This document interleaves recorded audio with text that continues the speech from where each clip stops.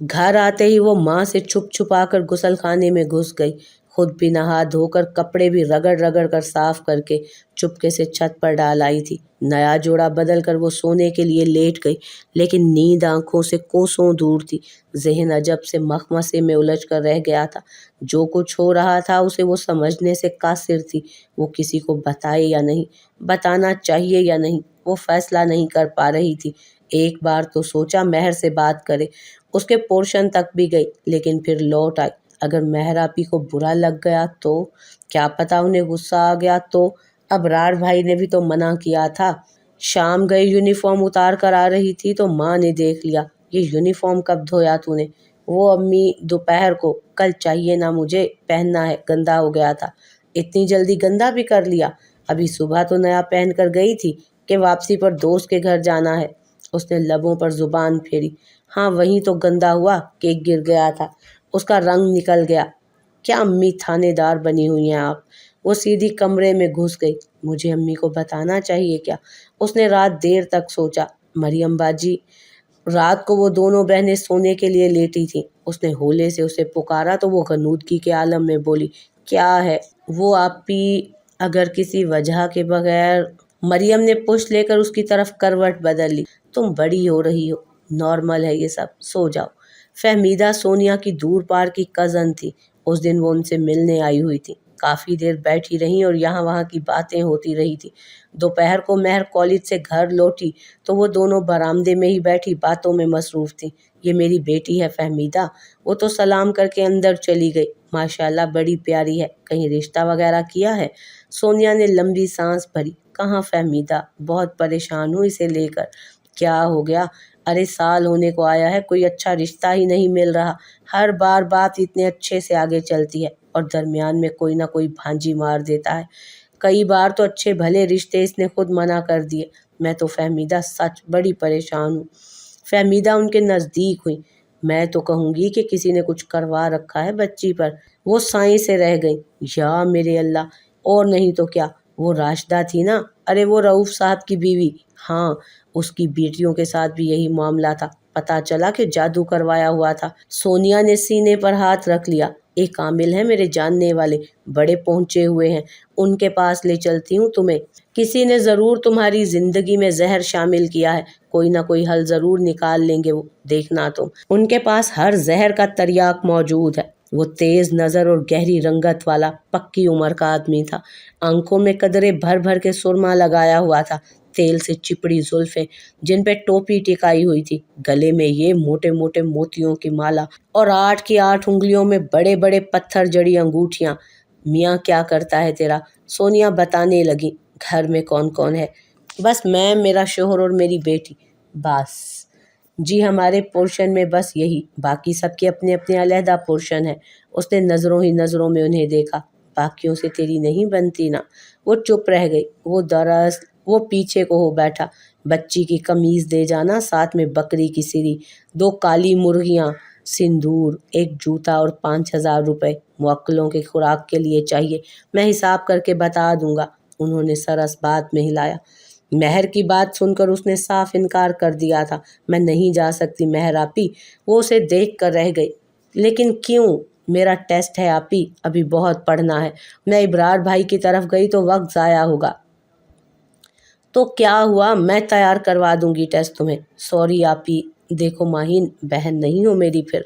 उसने प्यार से आगे बढ़कर उसकी ठोड़ी को हाथ लगाया। उसे ज़रूरत है यार पैसों की, प्लीज़ उसे दे आओ। देखो वो तुम्हारे साथ कितना अच्छा सलूक करता है, मदद करता है, इतनी मोहब्बत से पेश आता है। अब जब उसे मदद की ज़रूरत है तो तुम ऐसे तो मत करो ना। वो बादल नखास्ता जाने के लिए राज़ी हो गई थी। उन्हें कहिएगा कि मुझसे बाहर से ही पैसे पकड़ लेंगे, मैं दुकान में नहीं जाऊंगी। अम्मी ने मना किया है अकेले जाने से।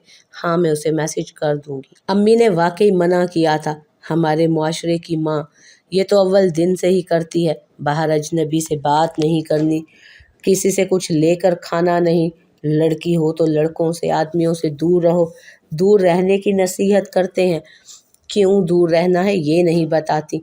और ये भी नहीं बताती कि जो कोई अपना सा हो, कोई ऐसा जो अजनबी की गिनती में नहीं आता हो और बहुत नज़दीक आता हो, तब कहाँ जाना है। दुकान पर हस्बे मामूल कोई भी नहीं था। अब था नहीं या उसके आने का सुनकर उसने खाली करवा ली थी दुकान, ये तो खुदा ही बेहतर जानता था। उसने दरवाजे पर दस्तक दी तो वो बाहर आ गया। उसे देखकर मुस्कुराया। माहीन, इतने दिनों बाद आई हो। उसने मुट्ठी में दबे नोट उसकी तरफ बढ़ा दिए। अंदर नहीं आओगी? नहीं, मुझे जाना है। माहीन प्लीज आ जाओ ना। उसने उसकी कलाई थाम ली थी। ऐसे मत करो, देखो मुझे भी कुछ अच्छा नहीं लगेगा फिर। थोड़ी देर तो रुको, मुझे तुमसे बातें करनी है। आओ तो। वो एक बार फिर उसके जाल में आ गई थी। महर ने बेयकीनी से माँ को देखा। अम्मी आप कैसे? वो बिना जवाब दिए अपने काम में मसरूफ रही थी। वो उनके पास आ बैठी। आपकी उनसे चिढ़, नफरत अपनी जगह, लेकिन इसमें इतना आगे जाना ठीक नहीं है। आप तावीज़ करवा रही हैं उन पर। ये गुनाह है अम्मी। और वो जो ये गुनाह कर चुकी है? वो फौरन बोली। आज मैं गई थी एक आमिल के पास, फहमीदा ने बताया था मुझे। बहुत पहुंचा हुआ है, बड़ा गैबी इल्म है उसके पास। उसने बताया है सब। कहता है बीबी तुम्हारे ही खानदान की औरत है जिसने तुम पर जादू करवाया हुआ है। तुम्हारा रिश्ता भी उसी ने बांध दिया है महर। वो उन्हें देख कर रह गई। अम्मी ऐसे कैसे? ऐसे ही होता है। उन्होंने बात काट दी। मैं भी कहूँ इतने साल हो गए, एक भी ढंग का रिश्ता नहीं मिला। हर बार कोई ना कोई बात निकल आती है। ये काम सीधा ही नहीं हो रहा। अब समझी हूँ कि सीधा होता भी कैसे। उस जहरीली औरत ने दुश्मनी जो निकाली हुई है मुझसे। लेकिन वो ऐसा क्यों करवाएंगी भला? क्यों नहीं करवा सकती? वो खुश कब हुई है हमें देखकर? जलन की मारी हुई है वो। अव्वल रोज से चिढ़ती है हमसे। उसने किया ही क्या है? आमिर साहब ने बताया है कि बड़ा सख्त जादू है। महर उन्हें देख कर रह गई। अब तू देखना, ऐसा पलट कर वार करूंगी कि उसकी 7 नस्लें याद रखेंगी। जादूगरनी कहीं की। माही कहाँ है अम्मी? मरियम बावर्ची खाने में पानी पीने के लिए आई थी। शहनाज वहीं बैठी शाम के लिए सब्जी बना रही थी। अपनी दोस्त के घर गई है। अपनी दोस्त के घर गई है होमवर्क का पूछने। उसका अपनी दोस्त के घर कुछ ज्यादा ही दिल नहीं लगने लगा। पानी की बोतल मुंह से लगाकर गटागट पानी चढ़ाकर उसने बोतल वापस रखी थी। नजर रखें लड़की पर, बड़ी हो रही है। उन्होंने सर उठाकर उसे देखा। उस दिन मुझसे पूछ रही थी खून और पता नहीं क्या क्या। कितने साल की है भला वो अम्मी? 13 साल की ना। उन्होंने इस बात में सर हिलाया। अभी से पीरियड्स? उन्होंने लंबी सांस भरी। बात किया कर बहन से, यही उम्र होती है जब बहनों की ज़रूरत होती है लड़कियों को। मुझसे झिझक जाती है, तभी मुझसे जिक्र नहीं किया। यूनिफॉर्म भी खुद ही धोने लगी है। उसने हंकारा भरा। आती है तो पूछती हूँ। हाँ, ज़रा आराम से, प्यार से बात करना। हर वक्त जहरीली नागने मत बनी रहा करो दोनों। बहनें हो, सलूक से रहा करो। अच्छा ना, उसने बेजारी से कहा था। मुझे तुम बहुत अच्छी लगती हो माहीन। तुम्हें पता है, इसे मोहब्बत होना कहते हैं। उस दिन महर ने उसे फिर से काम का कहकर इब्रार की तरफ भेज दिया था। वही तहाइफ का अदल बदल होना, वही जो इतने सालों से हो रहा था। उसके हर बहाने को महर ने चुटकियों में उड़ा दिया था। तुम मुझसे दूर क्यों भाग रही हो माही? वो उसे बहाने से फ्लैट पर ले आया था। मैं तुमसे दूरी इख्तियार नहीं कर सकता। क्यों करती हो ऐसा मेरे साथ? मेरी कोई बात बुरी लगी है तो बताओ मुझे, लेकिन यूं बेरुखी तो मत इख्तियार करो। मैं जुदाई का ये जहर हमारे रिश्ते में नहीं घोल सकता। तुम भी मत घोलो माही। आप ऐसी बातें क्यों कर रहे हैं इब्रार भाई? उसने आगे बढ़कर उसके दोनों हाथ थाम लिए। मुझे खुद ही नहीं पता माही, मेरा खुद पर इख्तियार नहीं रहा। मैं बस तुम्हारे बारे में सोचता रहता हूँ माहीन। मैं सच में तुमसे मोहब्बत करने लगा हूँ। वो उसे अपने बहुत करीब कर चुका था। आप महर आपी से मोहब्बत करते हैं, मैं बस तुमसे मोहब्बत करता हूँ। उसने होले से उसके चेहरे को अपने हाथों में लिया। तुम बताओ, तुम्हें अच्छा नहीं लगता मैं? लगते हैं। फिर वो चुप कर गई। उसने नरमी से उसके चेहरे को छुआ। ये करो कि तुम बस मुझसे मोहब्बत करो, मैं तुम्हें बहुत खुश रखूंगा। तुम मेरी जान बन जाओ, हम दोनों साथ साथ कितने खुश रहेंगे पता है। वो यकीनन अपने आपे में नहीं था। मुझे अब घर जाना है इब्रार भाई। बहुत देर तक वो उसे पास बिठाए बातें करता रहा। उसने वक्त देखा तो मालूम पड़ा कि बहुत देर हो चुकी थी। इतनी जल्दी भी क्या है, थोड़ी देर तो बैठो। अम्मी गुस्सा होती हैं। मैं बस आधे घंटे का बोल कर आई थी उनसे। थोड़ी देर, बस थोड़ी देर और, मैं तुम्हें खुद घर छोड़ दूंगा। वो नरमी से बोला। مریم آج کالج نہیں گئی تھی تو اسے واپس لینے کا مسئلہ نہیں تھا۔ زیاد دیر گئے آفس سے نکلا۔ امی نے 2-3 چیزیں لانے کا کہا تھا تو اسی لیے اسٹور پر رک گیا۔ مطلوبہ سامان لے کر وہ نکلا تو اس نے بلڈنگ سے اس جوڑے کو نکلتے دیکھا۔ ماہین؟ اس نے حیرانی سے سوچا۔ اس کے ساتھ وہ لڑکا تھا زیاد، اسے بھی وہ پہچان چکا تھا۔ وہ ان کے ہی محلے میں رہتا تھا اور درزی کا کام کرتا تھا۔ وہ اب اس کے ساتھ بائک پر بیٹھ چکی تھی۔ زیاد نے جلدی سے ہیلمٹ پہنا اور ان سے کچھ فاصلے پر بائک چلاتے پیچھا کرتا رہا۔ اس کا شک صحیح تھا، وہ وہی تھے۔ ان کی بائک گھر سے کچھ دور رکی تو اس نے بھی بائک اوٹ میں کر کے روک لی۔ وہ بائک سے اتر چکی تھی۔ اس لڑکے نے اس کا ہاتھ پکڑ کر اسے اپنے نزدیک کیا۔ دور ہونے کی وجہ سے وہ ان کی باتیں تو نہیں سن سکا تھا، لیکن وہ منظر دیکھ لیا جسے دیکھ کر وہ سن رہ گیا۔ اس کے ہونٹوں پر اپنے نشان چھوڑتا۔ وہ بائک سٹارٹ کر چکا تھا۔ زیاد نے بغور دیکھا۔ اس کے چہرے پر وہ زہریلی مسکراہٹ تھی۔ اس عامل نے اپنے سر کو ادھر ادھر جھٹکے دیے اور کچھ پڑھنے لگا۔ اس کے سامنے رکھی رکابی سے مسلسل دھواں اٹھ رہا تھا۔ اس تکلیف دہ بو کا منبع شاید وہی دھواں تھا۔ تجھ پہ جادو کیا گیا ہے، تیرے خاندان پہ بڑا سخت جادو ہے، بہت زیادہ خطرناک۔ اس نے آنکھوں کو پھیلا کر اسے اطلاع دی تھی۔ اس کا توڑ ہر کسی کے پاس نہیں ہوتا، یہ بہت مشکل کام ہے، اسے کرنے میں بڑی محنت لگتی ہے اور وقت بھی۔ میں سب کرنے کو تیار ہوں۔ اس نے اسپاٹ چہرے سے اسے دیکھا۔ پرانے زمانے کی کسی روح سے مدد لینا ہوگی، اسے بلائے گی تو سب سے پہلے تجھے ہی برباد کرے گی۔ وہ طنزیہ ہنسی تھی۔ برباد؟ وہ تو آباد کو کیا جاتا ہے نا، پہلے سے کھنڈر کو کوئی اور کیا کھنڈر بنائے گا۔ اس عامل نے پھر سے سر کو یہاں وہاں جھٹکے دیے تھے۔ زیر لب کچھ پڑھتے ہوئے وہ مٹھی میں بھری اس راکھ کو اس رکابی میں ڈالتا جا رہا تھا۔ میں سب کچھ کرنے کو تیار ہوں، روپیہ، پیسہ، وقت، محنت، کچھ بھی، کہیں بھی، میں سب کرنے کو تیار ہوں۔ بس میرے ہاتھ میں دشمن کی گردن ہونی چاہیے، میرے ہاتھ اس کی گردن تک پہنچ جائیں، بس بازی پلٹ جائے۔ اس دن شام کو زیاد بنا بتائے آ گیا تھا۔ شہناز بیگم تو جلدی سے کمرے میں بکھری چیزیں سمیٹنے لگی۔ ارے بیٹا آؤ، وہ دروازے میں ہی کھڑا رہا۔ ماہین ہے گھر پر؟ ہاں ابھی تو گئی ہے میرے پاس سے اٹھ کر، اسے بلا دے۔